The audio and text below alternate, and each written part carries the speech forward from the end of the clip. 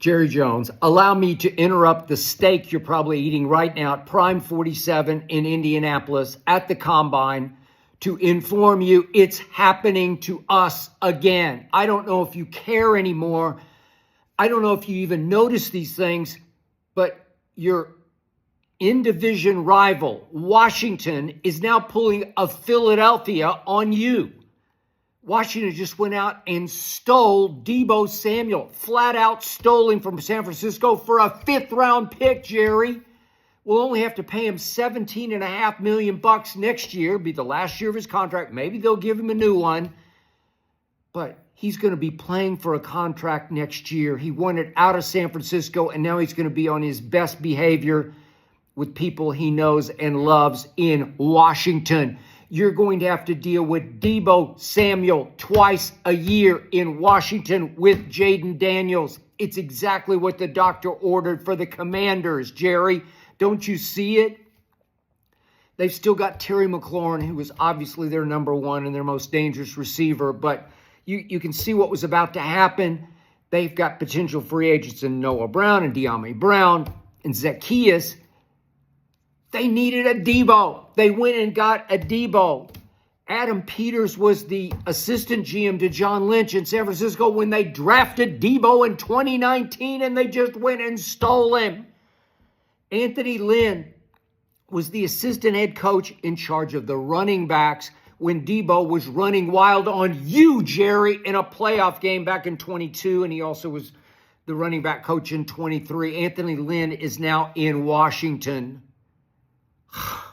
Jerry, do you remember what Deebo did to you in that home playoff game that you were favored in? How many times have we heard this story, this tale of woe for my Dallas Cowboys, our Dallas Cowboys? Remember what Deebo did? You were big favorites at home. Jimmy Garoppolo was the 49er quarterback, and Deebo ran wild in that game. My God. He ran 10 times for 72 yards and a touchdown. He caught 3 more balls for 38 yards. Jerry, Philly did it to us last year. Howie Roseman was the GM of the century last year. They dominated the offseason last year while you said you were all in and you were all time, all out. I don't know what you're doing, Jerry. You've got to do something. This is just the kind of move that'll set the tone for the Commanders to do what the Eagles did to us last year. Remember what Howie did? He won free agency. He won the draft. They went and won the Super Bowl. And guess who they beat in the NFC Championship game to get to the Super Bowl, Jerry? The Commanders. Jaden Daniels was, for stretches, the best quarterback in football this year. He's obviously the offensive rookie of the year. He's just a baby. He'll just get better and better. We're going to have to deal with him twice a year for God knows what, 15, 20 years with the Commanders. We're going to have to deal with the defending champ, Jalen Hurts, Philadelphia Eagles. I don't know if they'll be quite as good, but they'll be really good. And Jalen Hurts is just the kind of quarterback who can repeat. He won't slack off. He'll work harder than ever. So will Saquon, work harder than ever. Here they come, Jerry. And I'm on record with this. I'm telling you, the more I talk, the more I hear, the more I talk to people who know. Deion Sanders, who you quote-unquote looked at as your head coach, biggest bunch of baloney you ever spewed out there.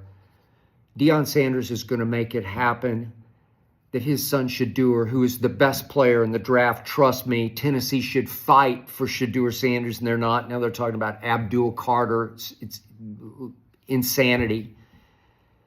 Deion's going to make it clear, I think, to Tennessee and then to Cleveland that he wants his son to play in New York for the Giants. Just watch it, Jerry. Remember I said this. Shedeur Sanders is going to be a star in your league, and he's going to be a New York football giant in your division. Just remember I said this, Jerry. Just remember that you're now going to have to deal with Jalen Hurts twice a year and Jaden Daniels twice a year. And now Shedeur Sanders twice a year. And you fiddle while your Rome burns to the ground. I don't know. I guess it was somewhat good news this week for the first time ever in your tenure as the owner and operator of the Dallas Cowboys that you went to Indy, but you did not speak to the media in Indy. You declined numerous opportunities to speak to the media, and your annual group session that you do with the media on your Dallas Cowboy party bus parked there by your hotel, you declined. Stephen Jones talked to the Dallas media a week ago in Dallas, and he used a new phrase. Instead of all in, he said, we're going to be selectively aggressive. I don't know what that means. It probably means that you're going to go all in on signing Micah Parsons and making him the highest paid defensive player ever. That's all I got. And it won't happen until after camp is over. Michael will miss camp, and he'll be out of sorts and out of rhythm and out of whack in September. That's my prediction, because that's always the way. That's what you did to CD. So now you've got 3 huge ticket items, Jerry Jones. You've got Dak Prescott as the highest paid player in pro football. You've got CD as the second highest paid receiver. I endorse that. I applaud that one. But now you're going to make Micah Parsons the highest paid defensive player in the history of pro football. That's a bad idea. He's never lived up to that kind of tag, that kind of billing, that kind of marquee. He's selectively sensational, and that's not good enough. You're going to be selectively aggressive, and you'll probably only sign him. You got a bunch of free agents, Odigizua and Jordan Lewis. These are key pieces on defense, fairly valuable pieces on defense, but your defense got blown off the field in the first 5 home games, so I don't know. Micah played in, 4 of those, so I don't know if I have any hope there, even so. But think about what the Commanders just did to you, Jerry. They gave Jaden exactly the weapon that he needs opposite McLaurin. And I know that Deebo struggled last year. He was down across the board, career low in stats across the board. He was unhappy. He was knick-knack beat up. He had a calf, and he had a wrist, and he had an oblique, and he had a rib, but nothing substantial, nothing career-threatening. He's not had a knee injury that I'm aware of, not had a shoulder injury I'm aware of, not had an Achilles. So at 29 years of age, he's going to be on his best behavior. He wanted out of San Francisco. He got sideways with John Lynch going all the way back to 2022, and they should have moved him then, but they didn't. And it got worse and worse last year, and he had the incident with Jake Moody getting on him, and the long snapper then got into it with Deebo. It was just a sad, sorry situation. But I still think he's got 3 or 4 big-time years of football left in him if he's happy, and I think he'll be happier under Adam Peters with Anthony Lynn directly coaching him. Maybe he won't be quite the force at running back, but just watch what Cliff Kingsbury does with him. He'll use him all over the football field. He'll figure out ways. It's exactly what they needed. He is mauler baller. When he's right, he is scary right. His father nicknamed him for Deebo on Friday the neighborhood bully, because he is the neighborhood bully. So now you got, think of the message that Adam Peters and company just sent to the locker room. We got Deebo. You don't think they're texting on text chains tonight, Commanders back and forth? We got Deebo. Here we go, baby. It's how you do it, Jerry. You got to make moves like this, splash moves, smart moves. That was selectively very aggressive. That was a bullseye. That was a home run. That was a way to go. That was inspired. That's exactly what they needed, and they went and got a real deal receiver. They're not just picking at the edges.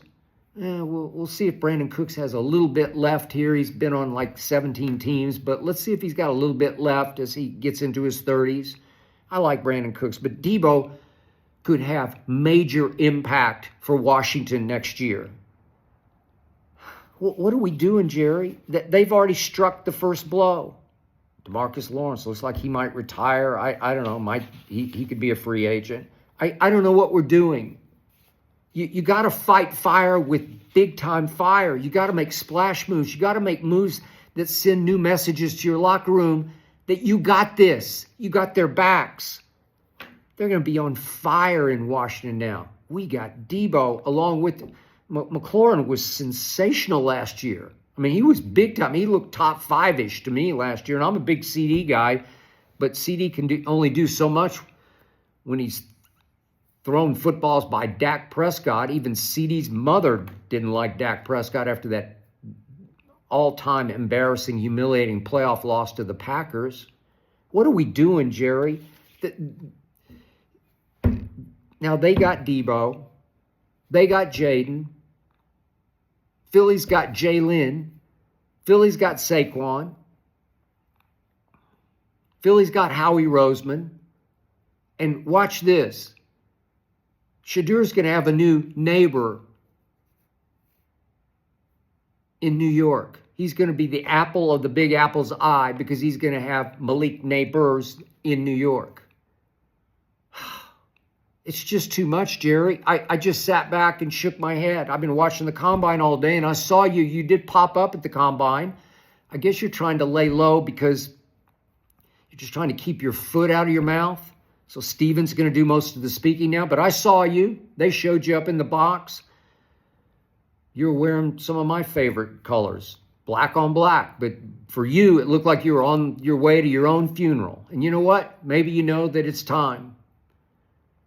So pause for just a second